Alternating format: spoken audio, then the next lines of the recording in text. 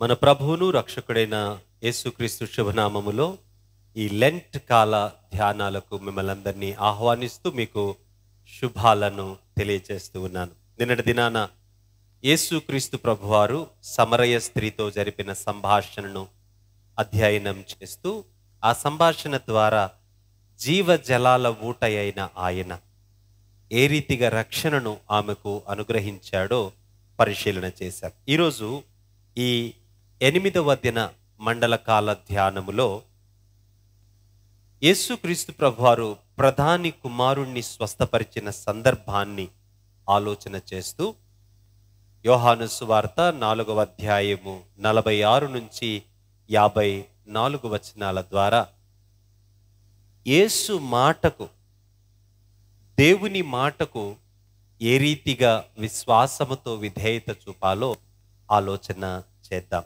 ఈరోజు మన ముందున్నటువంటి లేఖన భాగాలు యోహాను సువార్త 4వ అధ్యాయము 46 నుంచి 54 వచనాలు, రాజుల 2వ గ్రంథము 5వ అధ్యాయములో నయమాను ఉదంతం మొదటి 14 వచనాలు, మనందరికీ బాగా సుపరిచితమైన సంకీర్తన 103వ సంకీర్తన.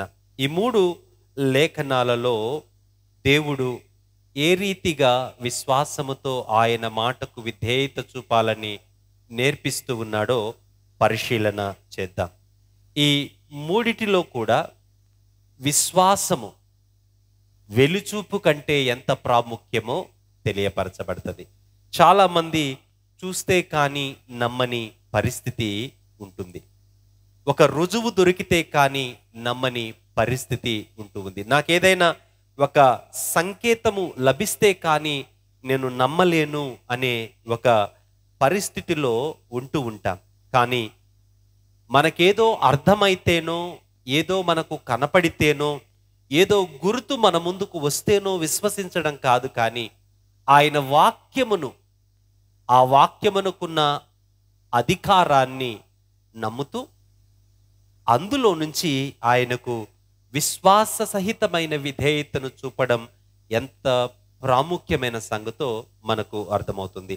సంకీర్తన 103లో మనకు బాగా ఇష్టమైన సంకీర్తన, నా ప్రాణమా యెహోవాను సన్నుతించుము, ఆయన చేసిన ఉపకారములలో దేన్ని మరవకు. ఏం చేశాడు ఆయన? నీ దోషాలన్నిటినీ, నీ సంకటాలన్నిటినీ క్షమిస్తూ ఉన్నాడు, కుదురుస్తూ ఉన్నాడు.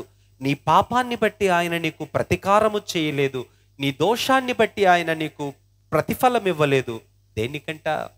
తన కరుణ కటాక్షమును నీకు కిరీటముగా ఇచ్చి ఉన్నాడు. కాబట్టి నీవు సజీవుడుగా, సజీవురాలుగా, లేక నీ జీవితములో ఉన్నటువంటి దోషాలకు తగిన శిక్షను అనుభవించకుండా కరుణించబడుతూ ఉన్నావు, కృపచూపబడుతూ ఉన్నావు. ఆయన మారని కరుణను జ్ఞాపకం చేస్తూ ఉంది 103వ సంకీర్తన. రాజుల 2వ గ్రంథము 5వ అధ్యాయములో నామాను పొందుకున్న స్వస్థత. నామాను మొదట చాలా ఆటంకించాడు, లేకపోతే ఒక విధంగా ఎదిరించాడు. నా దేశములో సిరియాలో మంచి నదులు లేవా? యోర్ధానులో నేను ఎందుకు మునగాలి? నేను సిరియా దేశపు సైన్యాధిపతిని, నేను వస్తే నా దగ్గరకు ప్రవక్త రావాలి, నా నేను చేతులుంచి నాకు ఒక స్పెషల్ ప్రేయర్ చేయాలి. అలా చేస్తే అప్పుడు నేను, దట్స్ వాట్ హిస్ ఎక్స్పెక్టేషన్. కాబట్టి he was reluctant to obey to the word of God that came from the prophet. ప్రవక్త అయిన ఎలీషా దగ్గర నుంచి వచ్చినటువంటి ఆ ప్రవచనపు పలుకును తీసుకోలేకపోయాడు నామాను. కానీ మనస్సు మార్చుకొని దేవుని మాటకు విధేయత చూపి యోర్దాను నదిలో మునిగినప్పుడు, మనస్సు మార్చుకొని దేవుని మాటను నమ్మి యోర్దాను నదిలో మునిగినప్పుడు స్వస్థతను చూశాడు. యోహాను సువార్త 4వ అధ్యాయములో ప్రధాని మనకు కనపడతాడు. ప్రధాని కుమారుడు అనారోగ్యముతో ఉన్నాడు. ఇతను చావ సిద్ధంగా ఉన్నట్లుగా మనకు తెలియపరచబడతా ఉంది. అయితే అక్కడ ఒక మాట 48వ వచనంలో మనకు కనపడుతుంది. సూచక క్రియలను, మహత్ కార్యములను చూడకుంటే మీరెంత మాత్రము నమ్మరని ఆయనతో చెప్పాడు. అంటే చాలాసార్లు నమ్మికకు దేవుని మాట అయితే చాలదు మనకు. ఇది చాలా ప్రమాదకరమైన విధానం. ఇది దేవుని మాట కనుక నేను నమ్ముతున్నాను అనే భావన విశ్వాసములో ఉన్నతమైనటువంటి ప్రమాణం. కానీ దేవుని మాటకు ప్రమాణాలను వెతుకుతూ, సంకేతాలను, గుర్తులను కోరుకుంటూ విశ్వాసము వైపు అడుగులు వేయటం, ఇక్కడ యేసుక్రీస్తు ప్రభువారు ఒక రీతిగా దాన్ని ఖండిస్తున్నట్లు, లేకుంటే అది ప్రమాణము కాదు అని తెలియచేస్తూ ఉన్నట్లు మనకు అర్థమవుతూ ఉంది. అయితే ఇక్కడ కూడా ఈ ప్రధాని యేసు మాటను నమ్మాడు, విశ్వసించాడు, విశ్వసించి ముందుకు అడుగులు వేశాడు. తన కుమారుడు ఆ క్షణాననే స్వస్థత పడినట్లు మనము చూస్తున్నాం. కాబట్టి దేవుని మాటను నమ్మాలి. దేవుని మాటను ఆయన కరుణను బట్టి విశ్వసించాలి. అలా మనము విశ్వసించినప్పుడు మన జీవితము చాలా ఉన్నతంగా మారుతుంది. ఈ ప్రధాని కుమారుడి విషయములో వెలుచూపు కంటే ముందు ఆ బిడ్డను స్వస్థతపరచు నేను నమ్ముతాను అనే కంటే ముందు నమ్మాడు, తరువాత స్వస్థతను చూశాడు. 50వ వచనంలో చూస్తే యేసు నీవు వెళ్ళుము, నీ కుమారుడు బ్రతికి ఉన్నాడని అతనితో చెప్పగా ఆ మనుష్యుడు యేసు తనతో చెప్పిన మాట నమ్మి వెళ్ళిపోయాడు. ఇంకా అతడు వెళుతూ ఉండగానే సేవకుడు వచ్చాడు. అయ్యా నీ కుమారుడు బ్రతికాడు అని చెప్పాడు. ఆ సేవకుని అడుగుతున్నాడు, ఎప్పుడు బ్రతికాడు నా కుమారుడు? నిన్న మధ్యాహ్నం 1 గంటకు బ్రతికాడు. ఏ గంటకు వాడు బాగుపడెనని అడిగినప్పుడు వారు నిన్న 1 గంటకు జ్వరము వాని విడిచింది అని చెప్పినప్పుడు అప్పుడు నమ్ముతూ ఉన్నాడు. మరలా ఆయన 1 గంటకే కదా చెప్పింది, అప్పుడే ఇతను స్వస్థపరచబడ్డాడు. ముందు నమ్మాడు, స్వస్థతను చూశాడు. మనము కేవలము నమ్మగలం అంతే, ఫలితం ఎలా ఉంటుందో మనము దాన్ని చూడలేం. ఈ ప్రధాని కూడా యేసు మాటను నమ్మాడు, వెళ్ళిపోయాడు. ఫలితం ఎలాగైనా ఉండిండొచ్చు, కానీ దేన్ని నమ్మాడు అంటే యేసు మాటలలో ఉన్న ఫలితాన్ని నమ్మాడు. యేసు మాటల్లో ఫలితం ఏంటి? నీ కుమారుడు బ్రతికి ఉన్నాడు. అది ఆయన మాట, చెప్పిన మాట.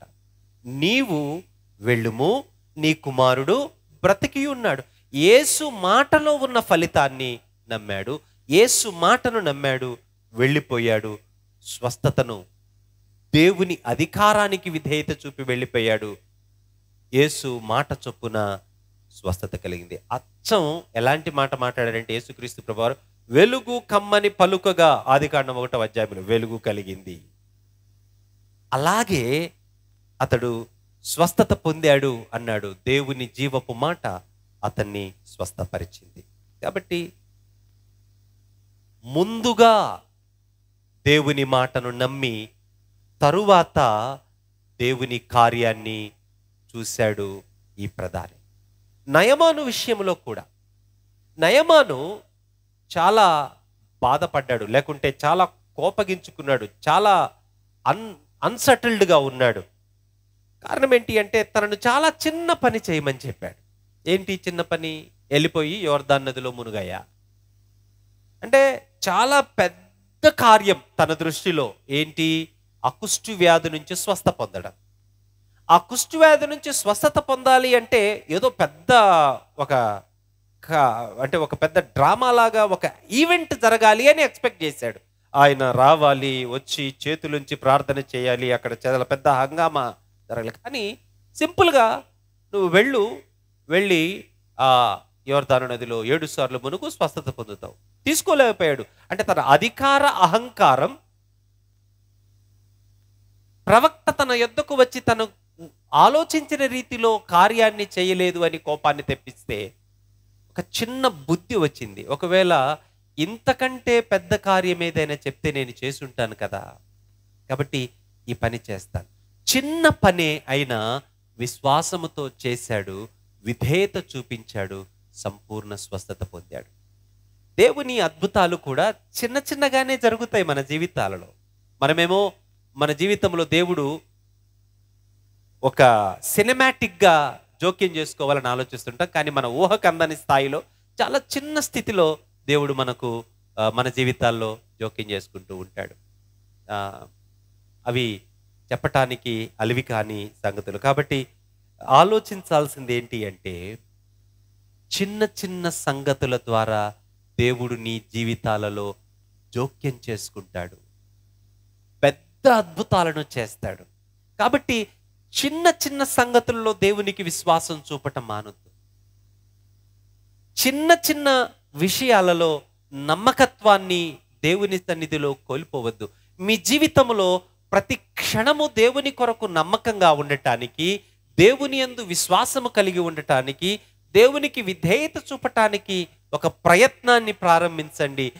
మహా అద్భుతాలను, అంటే మీ జీవితంలో మీరు చేస్తూ ఉన్న పని బహుశా ఎవరు చూడకపోవచ్చు, చాలామంది గుర్తించకపోవచ్చు. యోర్దాను నదిలో 7 సార్లు నయమాను మునగడం, కానీ అతని వంటికి ఉన్నటువంటి కుష్టు వ్యాధి పోవడం దేశం దేశం చూసింది. అంతే. నువ్వు చేసే పని ఏ మాత్రము గొప్పతనం లేని ఒక చిన్న పని అయ్యుండొచ్చు, కానీ ఆ పని ద్వారా దేవుడు నీ జీవితంలో ఒక గొప్ప అద్భుతాన్ని చేయగలడు. దేవుడి కార్యాలకు అటు ప్రధాని జీవితములో తన కుమారుని స్వస్థపరిచిన, ఇటు నయమాను జీవితములో దేవుడు నయమాను యొక్క కుష్టి రోగాన్ని తీసివేసిన, దానంతటికి కారణం దేవుని యొక్క కరుణ. దేవుడు కరుణ కలిగిన వాడు. నీవు ఆయన దగ్గరకు వెళ్ళి ప్రార్థన చేస్తే ఆయన తన కరుణను నీకు ఇవ్వక మానడు. అయితే ఆయన నిన్ను కరుణించాడు అని వాక్యము చెబుతూ ఉన్న సంగతిని నిన్ను నమ్మకపోతే, అది దేవుడు నన్ను కరుణించడం అనేది చాలా సాధారణంగా ఉందేమో నీకు, అది దేవుని కరుణను నీవు ధ్యానం చేయి. దేవుని కరుణ ఎంత మహోన్నతమైనదో అర్థమవుతుంది. దేవునిని నమ్మటానికి దేవుని కరుణ నీకు అర్థం కావాలి, ఆధారం కావాలి. దేవుని కరుణను ఆధారం చేసుకొని, దేవా నీవు నన్ను కరుణించావు కనుక నేను నిన్ను నమ్ముతున్నాను అని చిన్న చిన్న సంగతులు సహితము ఆయనకు ప్రార్థన చేయటం, ఆ సంగతులలో దేవుని వాక్యానికి విధేయత చూపటం, ఫలితాన్ని ఆశించకుండానే ఆయన మార్గములో అడుగులు వేయటం నేర్చుకోగలిగితే, ఆయన కరుణ కటాక్షములు మనలను పాపము నుంచి తప్పిస్తాయి, శాపము నుంచి విడిపిస్తాయి. అది కుష్టు వ్యాధి అయినా, మరణకరమైన రోగమైనా మన జీవితములో నుంచి పటాపంచలైపోతుంది. కాబట్టి ఈరోజు నయమానులాగా ఒకవేళ నీ జీవితాన్ని నీ అధికారంతో, నీకున్న హోదాతో పట్టి ఎలా ఉంచావేమో, నీవు ఆలోచిస్తూ ఉన్న రీతిలో దేవుడు నీ జీవితంలో జోక్యం చేసుకోవాలి అని భావిస్తూ ఉన్నావేమో.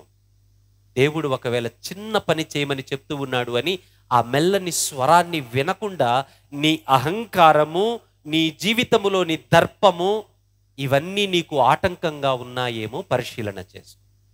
ఒకవేళ దేవుని మెల్లని స్వరము, ఒక చిన్న పని, ఆ నయమానుని యోర్దాను నదిలో దిగమన్నట్లుగా దేవుని వాక్యమును చదవమనో, 1 నిమిషం ప్రార్థన చేయమనో, సేవకుని మాట వినమనో దేవుడు నీ జీవితంలో చెప్తూ ఉంటే ఆ మాటను నీవు నిర్లక్ష్యం చేస్తూ ఉన్నావేమో.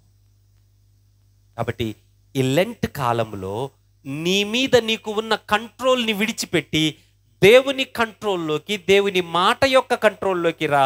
ఆయన నిన్ను నడిపిస్తాడు. ఆయన మాట కంట్రోల్లోనికి వచ్చి నీవు చీకటిలో నడిచినా సరే, ఆ ప్రధాని కుమారుడు ఏ రీతిగా స్వస్థపడ్డాడో, ఆయన మాట నమ్మి ఇంకా స్వస్థత కార్యము తెలియక ముందే అడుగులు వేసుకుంటూ తన కుమారుడి వైపు ప్రధాని ఎలా వెళ్ళాడో, నీవు కూడా విశ్వాసముతో అలా వెళ్ళగలిగితే, చీకటిలో సైతము నీవు భయమున్నా, గగుర్పాటు ఉన్నా, కన్ఫ్యూజన్ ఉన్నా, నీ అడుగులు విశ్వాసముతో ముందుకు వెళుతూనే ఉంటాయి. దేవుని వెలుగు ఆ చీకటిని పారద్రోలి నీ కుమారుడు స్వస్థత పడ్డాడు అన్నట్లుగా నీ జీవితంలో కూడా ఆయన గొప్ప కార్యం నీకు కనపడుతుంది. గుర్తు చేసుకో, నీ జీవితంలో ఆయన తన కరుణను చూపిస్తూ దేవుడు. ఏ విషయాలలో దేవుని మాట వినకుండా, దేవుని మాటకు లోబడకుండా నీ బ్రతుకు సాగుతుందో పరిశీలన చేసుకో. ఏ చిన్న పనిని దేవుడు చేయమని చెబుతూ ఉంటే ఆ చిన్న పనిని చేయకుండా ఇంకా నీ కంట్రోల్లోనే నీ బ్రతుకును పెట్టుకుంటున్నావో పరిశీలన చేసుకో. నీ బ్రతుకుకు ఆధారం ఆయన కరుణ. ఆయన కరుణ లేనిదే నీ బ్రతుకు లేదు అన్న సంగతిని మరచిపోకుండా ఆయన కరుణను సమీపించి, ప్రభువా, నా మీద నీ అధికారం ఉండాలి, నా అధికారాన్ని తీసివేయని ఈ లెంట్ ధ్యానములో ప్రార్థన చేయి. దేవుడు నీకు తోడై ఉంటాడు. ఆయన కరుణను ఆధారం చేసుకొని నమ్మిక నాకు పుట్టించు ప్రభువా అని అడుగు. ఆ నమ్మికను నీకు పుట్టిస్తాడు. నీ జీవితంలో ఉన్న పరిస్థితి ఎటువంటిదైనా సరే ఆ చీకటిని పారలుద్రోలి దేవుని యొక్క ఆ తిమిరాన్ని హరించిన ఉదయ కిరణాలు నీ జీవితానికి పరుగులెట్టుకుంటూ వస్తాయి. ఎలాగా? నమ్మికతో ఆయన మాటకు విధేయత చూపుతూ ఆ చిన్న పనిని నీవు చేస్తే పెద్ద అద్భుతం ప్రపంచం చూసి దేవుని నామాన్ని మహిమపరుచుతుంది. అట్టి రీతిలో మీ జీవితాలు ద్వారా దేవుడి నామం మహిమపరచబడును గాక. ఆమెన్. ప్రార్థించుకుందామా? నాతో పాటు ప్రార్థనలో ఏకీభవించండి. రక్షక, మీకు స్తోత్రాలు. మా ప్రియులు మీ కరుణ కోసం చేతులు చాస్తూ ఉండగా మీ కరుణను ఆధారం చేసుకొని తమ బ్రతుకుల్లో తమ అధికారాన్ని విడిచిపెట్టి విశ్వాసముతో మీ అధికారానికి లోబడి మీరు చెప్పే చిన్న చిన్న పనులను చేయటానికి, మీ వాక్యాన్ని నమ్మకంగా సమీపించటానికి సహాయం చేయండి. అట్టి తీర్మానం చేసుకున్న బిడ్డలను ఆశీర్వదించండి. ఈ డివోషన్ని వీక్షించిన ప్రతి ఒక్కరిని మీరు ఆశీర్వదించి మీ కృపతో దీవించమని యేసు నామమున ప్రార్థిస్తున్నాను తండ్రి. ఆమేన్. తండ్రి, కుమార, పరిశుద్ధాత్మ త్రియేక దేవుని దీవెన సదా మీకు తోడయుండునుగాక.